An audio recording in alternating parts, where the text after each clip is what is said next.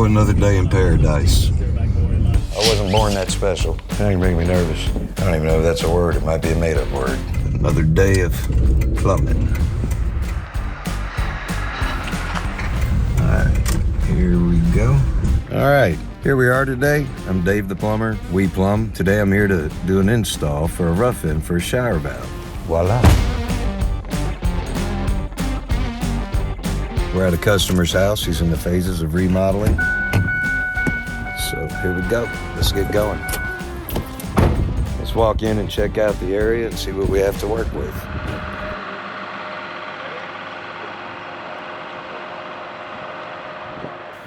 All right, here we are in the customer's house. As you can see, it's all been gutted. It's ready for electrical, plumbing, and here we are for our shower install. Let's see what we have to work with over here. All right. So here we are. This is the location of our shower valve install. This is going to be a mud pan. I've been informed by the actual customer. Let's see what we need. We got your typical 16 or 20 ounce centers. I haven't measured it yet with the tape, but I will in a minute to get our exact measurements. Looks like we need our standard blocking, and we got a HoldRite for up top for the shower head. So let's go ahead and get everything we need, and let's get this going. We have our shower valve, have our fittings. Oh, these are the good ones. Here's our HoldRite for our shower head. All right, here we go. This is an addition on an existing house in this remodel. So first thing we need to do is just go ahead and get our measurements for our backing and our blocking and our HoldRite for the shower head. Come here, Mr. Tape Measure. There we go. Standard height for a rough end of a shower valve in most applications. We're gonna be about 4 foot off the ground. Boom, let's go up and get our 80 for our riser, shower head. Boom, over here. 80 there, all right. Get our measurement in between the studs for our backing. 14 3/4. 14 3/4. All right, that's for our HoldRite up top for the shower head stubbing out. All right, let's rock and roll. All right, let's get the backing for our shower head and our stub out right now. Today, I'm gonna use what's called a HoldRite. HoldRites are nice because they're adjustable to whatever. Framers are not always on point. So this is nice, it's adjustable. I mean, you could have studs this far apart and use it and whatever, and it's just phenomenal. It's user-friendly. Oh, there's no way. It never happens that way. It's just coming out perfect. Nice. All right, so we're gonna fold the ends over. Boom. Boom. Now, to make sure that our shower head and shower valve are lined up accordingly, we're gonna get the tape measure the depth of our 2x4, which is going to be 1.5 inches. Come to our 80-inch mark, which is 1.5 inches on both sides. All right, there's our 1.5 inch mark. Let's get our HoldRite, get a couple of screws. There's my mark. There's the backing there. All right, looks good. We'll tack one here.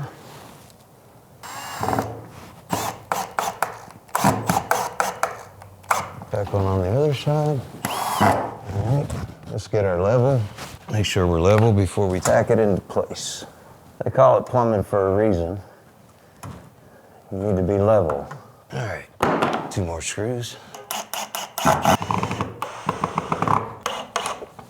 All right, now we got our backing in. Let's go ahead and prep our shower valve for installation. Okay, have 1 shower valve. Standard rough-in. Oh, it's for your hot and cold so we don't mix. Let's get our fittings. All right, what do we have here? We have male, so we are going to need female. There's 1 female 90. Great for riser. Shower head, and 1 more 90. Here are my SharkBite fittings that I'm going to be using to install our shower valve today. Here's our shower valve. This one's a fairly common one. It doesn't have the actual cartridge in it because we're doing a rough-in purpose. Here's our black guide. This is what's used to actually measure the depth of your finished work and where the shower valve needs to be. So if you look up here, we're pretty much close and we're right there and we're roughed in. We're within the black guide means, so we're good there. I have 2 SharkBite 90s. You can see the hex here so we can get our adjustable wrench or a pair of groove and tongue pliers, channel locks, what have you, on there to tighten. This here is for our riser. This is a female, half-inch female by push to connect SharkBite fitting. This is called a drop-eared 90. This is where our shower riser and shower head will be coming out of the wall. So let's go ahead, pop this off, because we don't need this for installation. Now, really it's a plumber's preference. Some of us use Teflon, some of us use pipe dope. Some of us use Teflon and pipe dope because pipe dope will help lubricate it when you're tightening your fittings on. Today I don't have my pipe dope with me, so we're just gonna use the Teflon, which is perfectly fine and will do the job. What's nice about Teflon is it acts as a spacer, so it really does a good job of sealing. Remember to wrap in the direction that you're going to be tightening your fitting onto, is not to unravel your Teflon tape. About 6-7 wraps are good.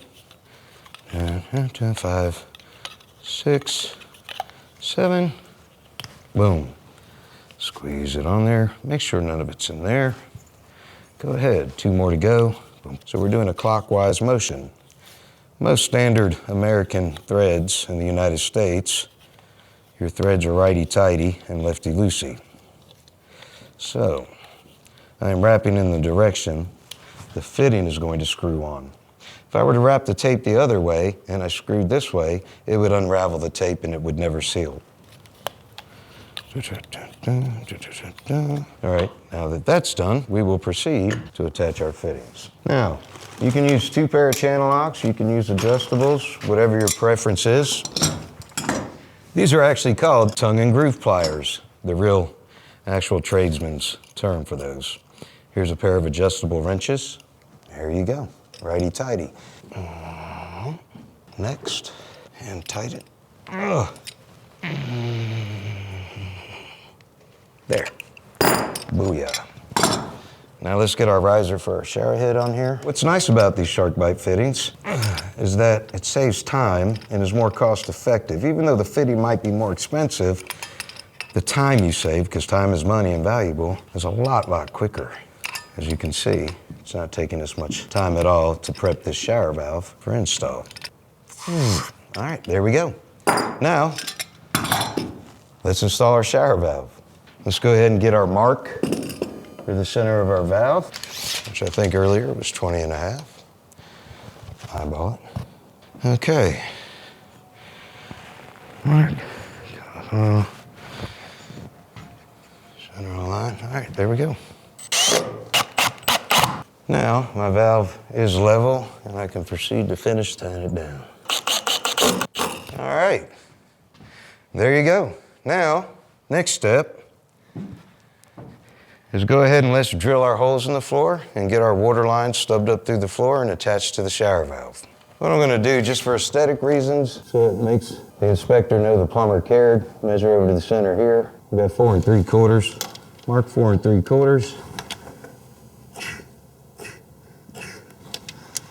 Let's see what this side is. This one's gonna be 5 1/4, or 5 1/8 rather. There's our marks. Now, we can either go towards the front of the 2x4 or to the back, or we can go dead center. Regardless, there'll be nail guards to ensure that our pipe does not get hit. Okay, now, let's go ahead and get our paddle bit, which is hiding in here somewhere. There it is. And get our holes drilled through the bottom plate, and then go get our pipe.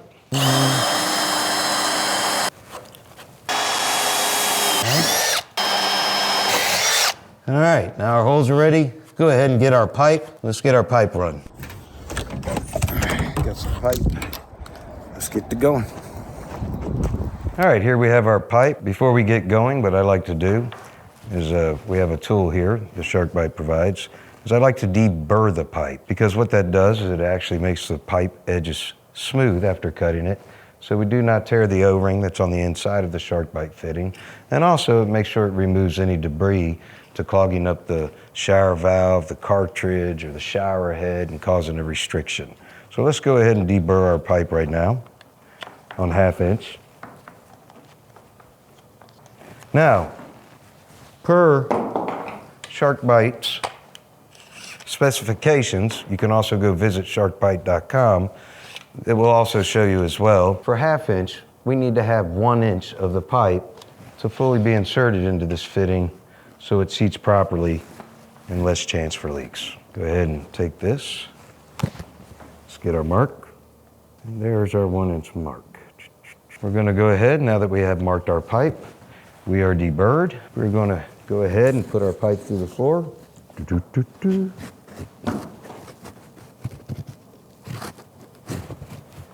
ahead and push. And you can see our 1 inch mark there. We are fully recessed. Okay, now let's do our cold line. Here we go to deburr. And again, the purpose for deburring is so no debris gets caught up in the cartridge or in the shower head or in the potable drinking water system, and everything works properly. I like this tool. All right, now let's get our measurement. 1 inch. Again, go to sharkbite.com just to double check me. And make sure for 1/2 inch we are 1 inch per manufacturer's scope. All right, now that we've done that, and here we go. Remember now, hot on the left, cold on the right. All right, we are recessed, and there you go, voila. Hot and cold, we're ready to go. Now for the shower riser, the shower head. SharkBite has some really nice tools, especially for cutting pegs. All right, a lot straighter. Let's get our deburr. 1 inch. 1 inch. And we are going to press on. Voila, we are now 1 inch depth. Now here, we can tell in the fitting, our 1 inch mark is right in there. So with tape measure to the top, you can see we have 1 inch. So what I'm going to do is hold my riser here, line it up, eyeball it. Being a plumber, you're supposed to have a pretty decent eye. Make my mark, get my PEX cutters, cut, and voila. 1 inch. All right, now that we have our mark, and voila, there we go. All right, now, per code, even though it's not enforced, whenever installing your shower head or your drop-tiered 90, by code you are supposed to use some kind of galvanized chrome screw so there's no rusting. Now that we have that done, now we need to go ahead and put our stub out.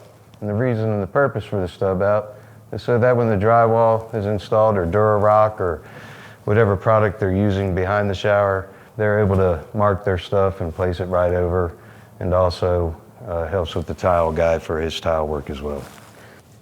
All right, here we are again with Teflon.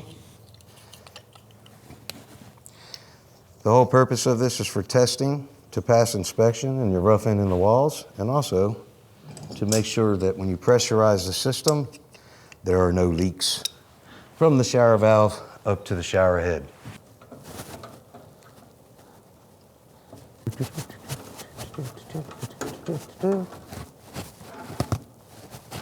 All right, now that we have our shower installed, let me explain a couple things. As you see, everything's good and tight. Everything's lined up, in line. And when installing your shower valve, also ensure, well, in most cases in a remodel, the drain will already be there, but your shower head, your shower valve, and your shower drain should all line up and be in unison. We've saved time today, and time is money, but let's go ahead and put our guard back on. And here's our guard, which also helps to protect the shower valve when drywallers, Durarock, tile men are doing whatever it is that they need to do. There we go. Boom, boom. On this particular shower valve, they provide this. So during the rough in phase, when the rest of the house, because this is an addition, when the rest of the house is being in use, you won't have any mixing to cause your hot and cold water to come through and mix, and just put lukewarm water throughout the house. All right, there we go.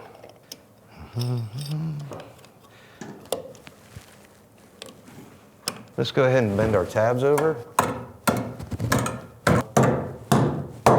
Well, today we have installed a single handle shower valve. Everything is secure and will be under pressure. When the tile people come, put their Dura-Rock, float everything, and put their tile on and all that, we'll be back to trim this actual shower fixture out. But man, look how fast and easy that was. That was awfully quick. That saved me a lot of time. Until we come back to trim it out, we'll see you then. Hi, welcome back. Today we're gonna install a trim kit. This is not the same house we were at last time, but this customer needed a trim kit, so I felt why not go ahead and show you how we're gonna put the trim kit on. That's a plumber's razor. Let's see what we got here. As you can see, the brand that they got is the same as the last valve we had. A lot of times people get confused because there's some universal kits that'll work, some that won't. But we have the same likeness, same valve as our last install in the other house. So basically we're just wrapping up and showing you the trim kit that we're putting on. We got our handle, okay? And we have our screws, spacer, O-ring. Oh, this is a single handle shower valve, just like the same one we put at the other house. The way the cartridges work, if I were to turn the water off and remove this silver ring here, this cartridge will pull out. And this would be your replacement cartridge. So this is what it actually looks like in the body of the valve. Inside the shower valve, you can see 2 holes.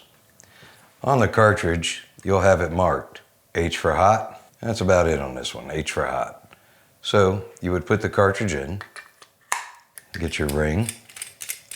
You do not have to use a wrench to tighten these down because of the O-ring that's on the cartridge. You can just hand tighten them and snug them. So basically, that's how you would do that. As you can see, identical. And also on these cartridges, which are designed to be posi-temp, in other words, anti-scald, if somebody were taking a shower and somebody turned on a faucet or flushed a toilet somewhere else, the mixing valve, or the valve here, has an anti-scald in it, balancing valve, that will keep the water hot and cold of equal pressure without anybody getting burnt. Let's go ahead and put our escutcheon on, our beauty ring or what have you. Just go ahead and push on just like that. Now, you'll notice inside the valve, there's 2 screw points. And they should line up exactly with your holes. So we're gonna go ahead and put this on. Let's level that out a little. Okay, let's go fishing. And here we go.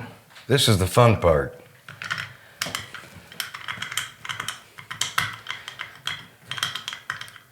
Finding the hole. Did I get lucky? Oh, wow. No way. That's a first. All right, get your 6-in-1 or Phillips head screwdriver. Tighten these down. When you're tightening these screws, kind of go back and forth like tightening a tire or lug nuts on a wheel on a tire. Just go back and forth. All right, let's go ahead and get the handle. Place that in. And if you look on the inside, you can see the groove, the hole. So line it up with your cartridge. Since we're in the off position, and I know the handle's supposed to be this way. Here it is. Boom, boom. Again, you don't have to over tighten anything really, just kind of a little snug. Plumbing is all about feel and touch. You don't want to over tighten things in plumbing. If you do, it makes for a bad day sometimes and you'll never get whatever you're trying to fix to stop leaking. Cover plate and trim. Now, this shower head comes with a rubber gasket inside. But because of the restriction, the water-saving device that's behind the rubber gasket and the pressure that'll build up, I don't really feel, and I've never had much luck with that rubber gasket truly sealing these shower heads completely. So we're going to take a little Teflon tape to assist.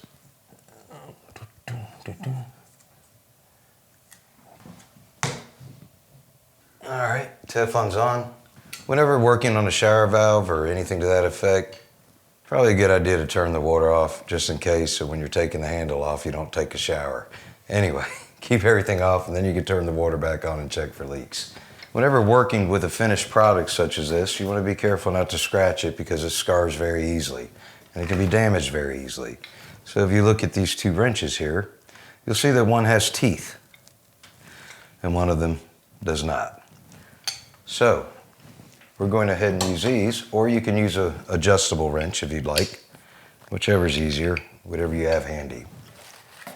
And we're going to take this and clockwise screw the shower head on. Again, in plumbing, you don't need to over tighten and really put a super grip on it. All right, here we go. All right, and there's our install. Okay, thank you for being with us. For direct links to the products we use in our install, please look at the description below, and we hope to see you again. Thank you.